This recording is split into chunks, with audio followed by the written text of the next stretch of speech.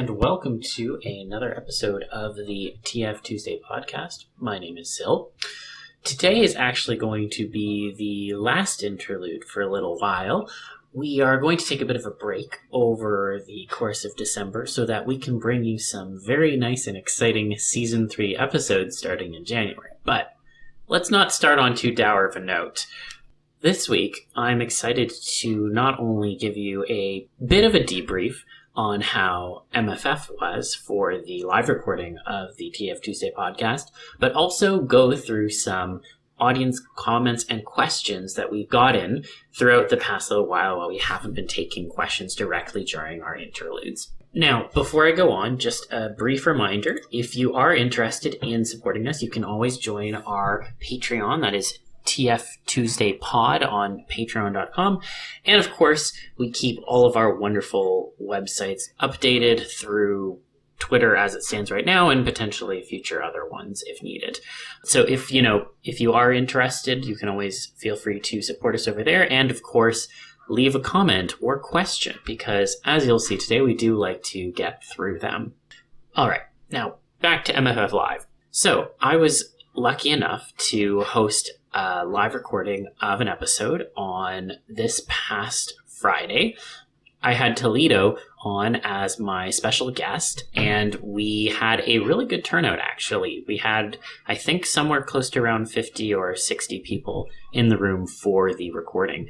And I'm really excited for you all to get to hear the recording once it's been polished and readied for Season 3, because not only did we have a really interesting discussion about what TF really is and how to navigate convention spaces with TF, as well as kind of talking about TF adjacent narratives, but we also took live commentary from the audience itself as well. So we had lots of different folks interjecting at various points and really adding to the direction of the conversation. I'm honestly really thankful for everyone who came out and asked questions while we were recording, because I really think that it gave a different flavor and tone to the episode in a way that I couldn't have anticipated or really organically created on my own. So a special thank you to all of those folks.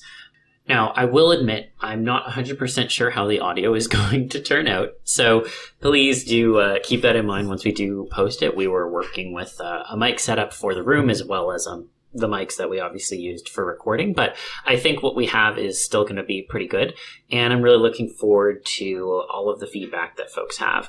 I will also say, just as a note, the experience was really wonderful, and it has made me consider doing other live podcast recordings in the future at various other conventions. So I'm hoping that I will be able to bring this to potentially Fernal Equinox, which is my local con, and if I'm lucky enough, maybe I can do it at Anthrocon again next year as well. Not sure about any other conventions at the moment, given that those are really the only ones on the horizon for myself, but even if we were just to do those two, I think that would be pretty fantastic. So keep an eye out in terms of local conventions, as I might be rolling through there to do another live recording. And I would love to see all of the folks show up and come out to ask us questions there as well and have a really engaging back and forth. A particular thank you as well to Toledo, who was a wonderful guest and helped to keep things nice and fresh and organic. And also a special thank you to the folks who came to help me with the audio stuff in advance. In particular, thank you to Iron Boomer for the pop filter that I forgot to bring to the convention. It was much appreciated.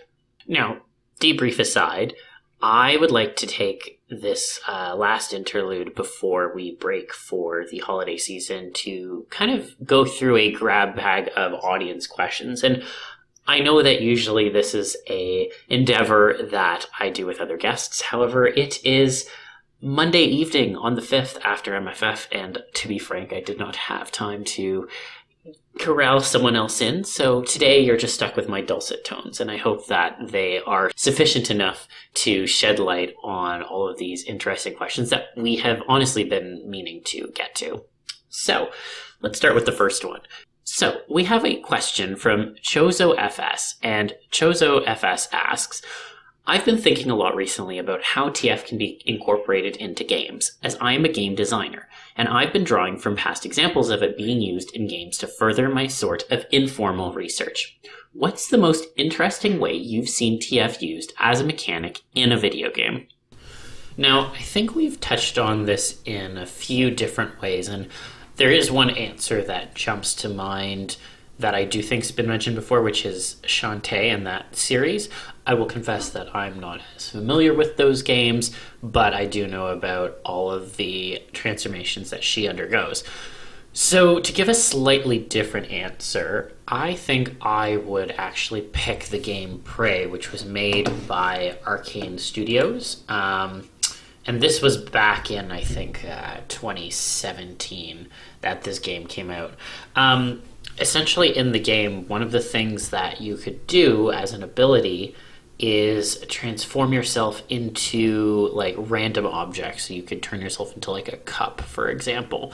And the impetus behind that was there were these alien mimic creatures that had that ability that you would often have to like kind of figure out where they were and shoot them up.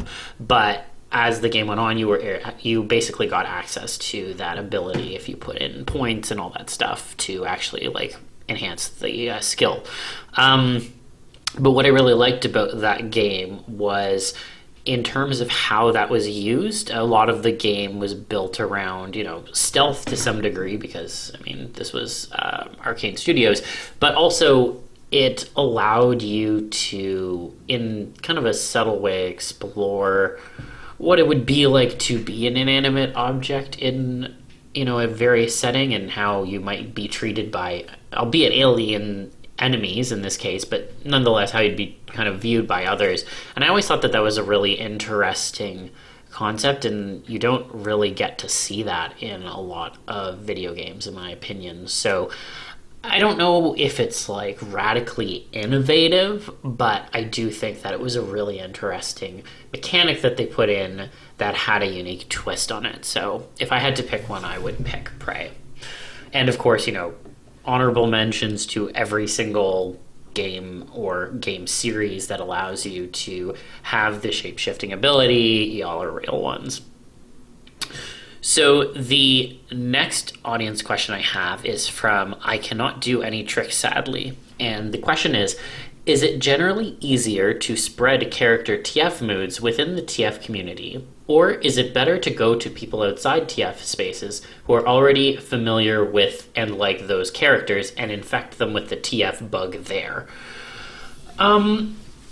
So I think this is a bit of a tricky question, because in some cases, if a piece of media has just been released, you are likely going to be able to get at least some sort of trend going if you're producing art of said content and said content and having TFs into said content, because it's popular, it's in the cultural zeitgeist of the moment.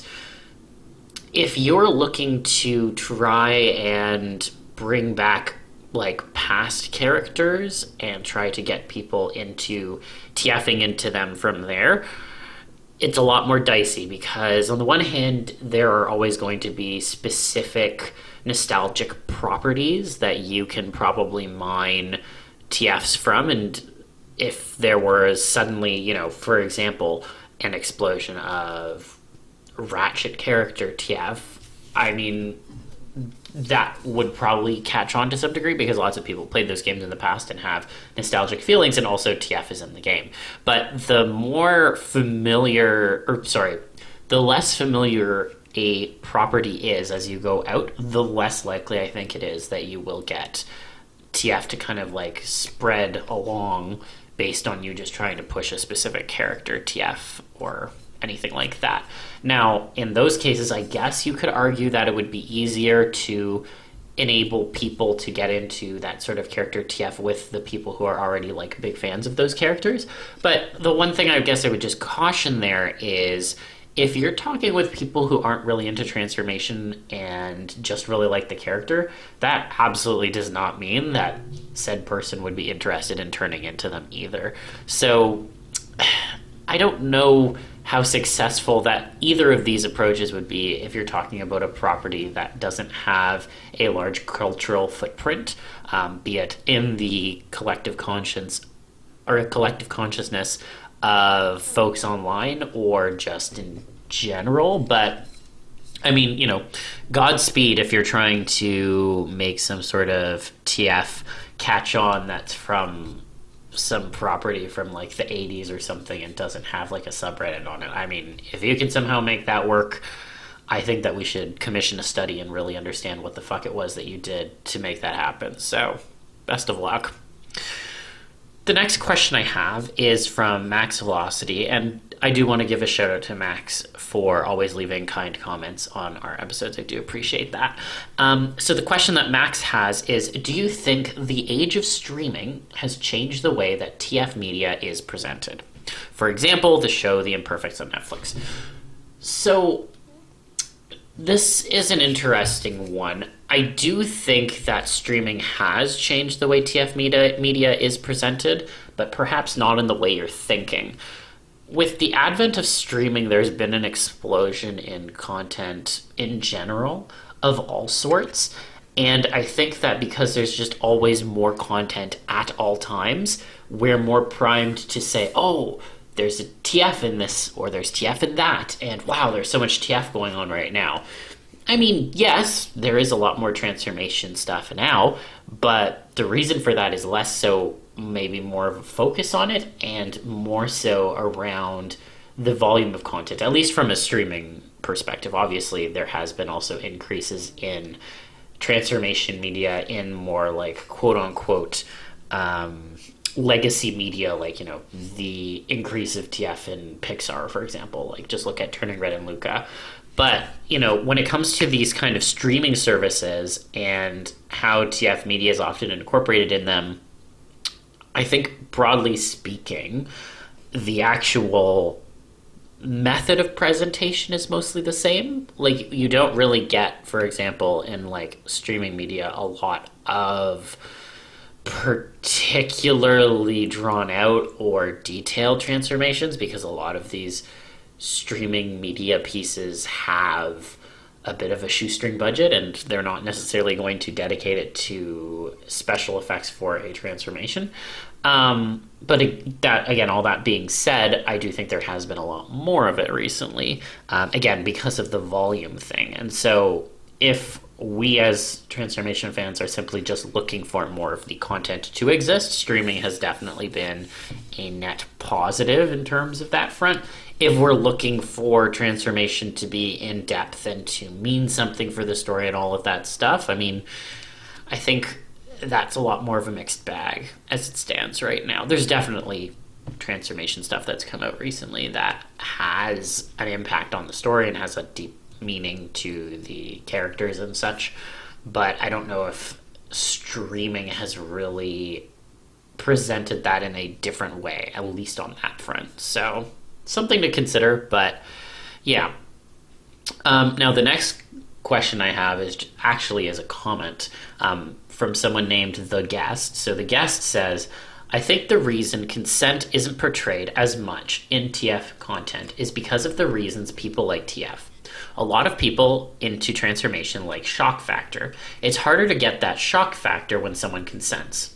I could even argue it's near impossible. I, however, tend to avoid TF that has two parties involved with the TFE not consenting because it makes me feel uncomfortable. So I wanted to bring this one out from the second interlude because I think it touched on some interesting points. For one, I understand where the guest is coming from in terms of the theory behind why consent isn't always portrayed. It's true that I think a lot of folks do like shock in their transformation media, be it in terms of how the transforming person reacts, or because a situation has arisen and now there's an anticipation of like, maybe we know a transformation is going to happen, but we don't know what kind. And it's true that if you are after pure shock value in terms of, oh, this is going to be a complete surprise, it comes out of left field, blah, blah, blah, you're not really priming yourself to get explicit consent, because at the end of the day, if you don't know what's going to happen, how can you consent to it? Now, all of that being said, I don't think that our love of the shock factor can necessarily excuse from trying to at least get some form of consent displayed within these transformation pieces. And again, at the guest, I'm not saying that you were saying that, but I think it's important to note that even when we have tropes that we like, it's also important to critically analyze them. And even if consent is going to derail to some degree the shock factor, there's a value in doing that. And if anything, one of the things that I always think of is transformation stories and their writing. And obviously, sometimes we want to go into it being blind, but having things like content warnings is in some ways an agreement of consent between the reader and the writer, where, as a reader, okay, this is the thing that I can expect from this story. Do I want to read that kind of a transformation, or do I want to let it pass me by? So I think that there are ways that we can still have shock without it fully, preventing the ability to have consent displayed in a story. But again, at the end of the day, it's not that they're dichotomies from one another, but they do kind of butt their heads up against one another, and that's a challenge. But it sounds like you are self-editing the content that you like because of your own comfort levels, and I will always support that, so cheers to you there. Now, the next comment I have is from Nanana Uso, and the comment was, listening to this referring to the episode on identity death, reminded me of a quote from Doctor Who when 11 is regenerating. Spoiler alert, the 11th Doctor regenerates. We're all changing when you think about it, and that's good. You've got to keep moving as long as you never forget all the people who you used to be.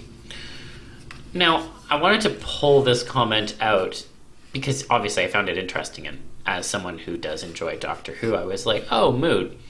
But I think there's also something to be said around the conversation with identity death and how that intersects with memory. I know we touched on this to a decent amount during the episode, but even that being said, there are nuances around the concepts of memories and whether or not you can have a true quote-unquote identity death while still keeping those. The way that I would generally frame it, and the way that it is kind of portrayed in Doctor Who, is that, yes, the Doctor does remember everything that happened before, but he is kind of a different person each time, and his personality changes based on the form that he inhabits. So when he goes through a regeneration, there is clearly some sort of an identity death, even if he can still remember the stuff that happened before. And to some degree, the show's been less clear about this as time has gone on. Sometimes it's implied that the way that he remembers it is more around, oh, someone else was doing that, and that person was me, but I'm not that person anymore. Or more recently, it's been more defined as like, hey, this is a thing that I actually remember doing myself. So there's a bit of a fuzzy line there in terms of whether or not it fully qualifies as identity death. But all of that being said, it's a great quote, and I do agree that, when we talk about personal development, we are always changing, and transformation is always a good analogy to that in terms of growth as a person and how we can go from one point to another in terms of how we interact with the world. But, we're not really identity dying the whole way. I wouldn't argue that people were, because there is, first of all, that continuous stream of consciousness, but also, I'd have a hard time arguing that was identity death, and I know that came up as a point of contention in the episode, but I'll die on that hill, I guess. But yeah, good comment, and I did really enjoy reading that one because it reminded me of Doctor Who, and that's always a good time. Another comment that we had was from Postal Rue, and Postal Rue said that this episode also reaffirmed why identity death is not something I'm directly into. the name of the term infers its definition, and it is in what's implied that is personally not for me. I really prefer the vague, non-committal interpretation where some element of self can still persist and survive. So I think that there's obviously validity in having a more non-committal interpretation where there is some element that persists. And again, to be clear, I think that the way in which I generally like identity death, as I explained, was focused specifically on the person themselves surviving and not really undergoing this quote-unquote death. But, I mean, I take your point, Postal Rue, about the word death in the name kind of implying a death. That being said, I think, the more non-committal interpretations can also be fun. And obviously, when you have the ability for someone in the audience to reinterpret things the way that they want to and give it the ending that they want to, it does oftentimes connect a lot harder. But, there's something also to be said about the lack of full author agency when you do something like that. So if you leave a piece open and anyone can read it in various ways based on how you've left it, it also means that it leaves the door open to malicious reinterpretations. And I'm not saying that that's really happened with a piece of TF media, at least in terms of a community-made one. Obviously, there's plenty of discourse around other TFs that are in popular properties. But, it does kind of give me pause, because if you are leaving something as open-ended as you want, it means that you don't have any real ability to then insert yourself back into the conversation and be like, hey, that's a bad faith reading. That's definitely not what I was implying.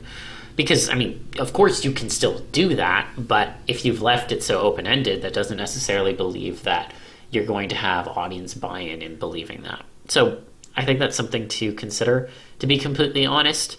But I do understand why, just the term itself puts you off. And I think it puts a lot of people off, hence why I went to bat for it in the episode, because I think it gets a bad rap and I would like to change opinions around it.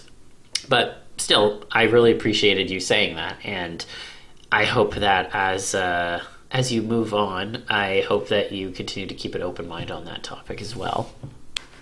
Now, the last comment I'd like to touch on comes from Spunky the TF Skunky. And he said, I don't remember if the term reality shift ever came up during the conversation around identity death, but that's something I deeply enjoy thinking about. Things that were weird before getting less strange, and a lot of complex thoughts or worries getting erased. You don't lose your life, but you gain a new one. I get that people might have that desire because of depression, but I don't associate that directly with suicide or identity death for that matter. In fact, I'd say that people seek the same thing in hypnosis, and it is a common thing to let go of things because, well, we're not allowed to in our daily lives. So there's a few things I want to kind of unpack there. The first one around reality shift, I think it did come up in that episode, but kind of obliquely. We didn't really get into it. And I will say that, there are a lot of identity death stories out there that incorporate that to some degree.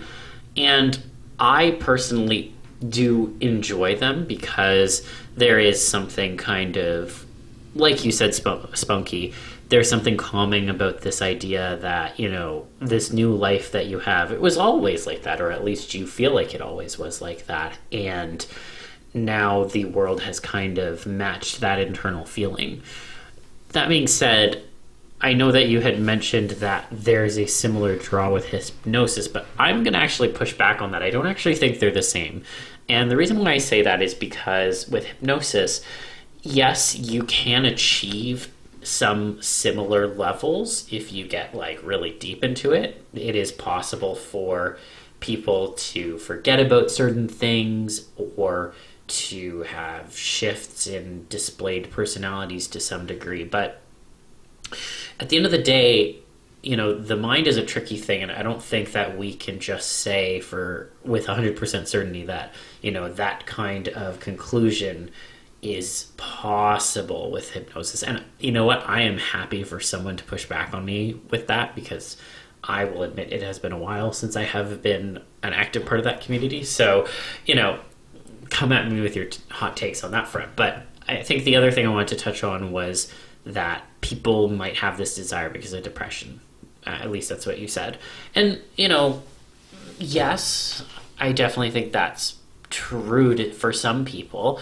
But I don't think that being dissatisfied with your current lot in life is mandatory to get into the idea of a reality shift or an identity death or identity supplantement. So, yeah, I mean, I think that you touched on some interesting points on that front. And honestly, the episode that got a lot of comments was the identity death episode. So I felt like there were a lot of comments to reflect on there. And obviously I have a passion for it. But overall, I think that there's a lot more that could be said and could be mined into that would probably take me a whole other episode to get into. So I'll try and stop myself there and restrain myself. But I did appreciate what you brought up there and your perspective on that. So that's the end of the questions that we had built up for the episode today. I'm hoping that we will have a few more when we get back to things next time in season 3, starting in January. But I hope that these were interesting comments and questions to go over, and I certainly know that I enjoyed answering them. So, all of this being said, I do want to thank everyone for listening this past year. I know that it has been a bit of a bumpy one, and in particular, there has been a lot of changes to this podcast itself. So I really appreciate everyone who has been supporting the podcast and continues to do so. And in particular, I want to give a special thank you to all of the folks who have been on our Patreon. It means a lot. I'm really looking forward to what we have planned for you for season 3. Again, very excited to post the recording from MFF. Very excited to have some very interesting guests on in season 3 and to dig in more into unique topics within TF. There's so much that we can all talk about when it comes to the topic of transformation, and this certainly isn't the beginning nor the end of where we can go with these conversations. So very much looking forward to that as well.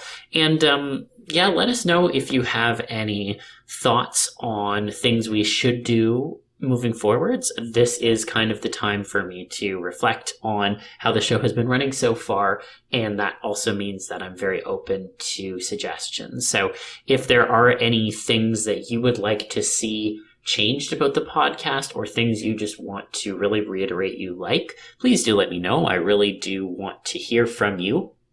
And as always, if you want more direct access to me, you can always join our Patreon and join our Discord. We have a really nice community there. But enough for the shilling. I do want to say thank you again for listening this year and to not only seasons 1 and 2, but also these interlude episodes. I know they were a little bit different and had a little less consistency between them, but I found them to be quite enjoyable, and I think it helped get us to the end of the year for the most part in terms of still producing content for y'all. So all this being said, we're not going to be gone for very long, a month at most. We'll be back in January. And in the meantime, I hope that everyone has a wonderful holiday season, that you get to spend it with the people you care about and get to talk about the things that you care about too, in all senses of the term. And I hope that you all stay healthy, stay happy, and keep an open mind and stay TFy. And I will see you all in 2023. Bye for now.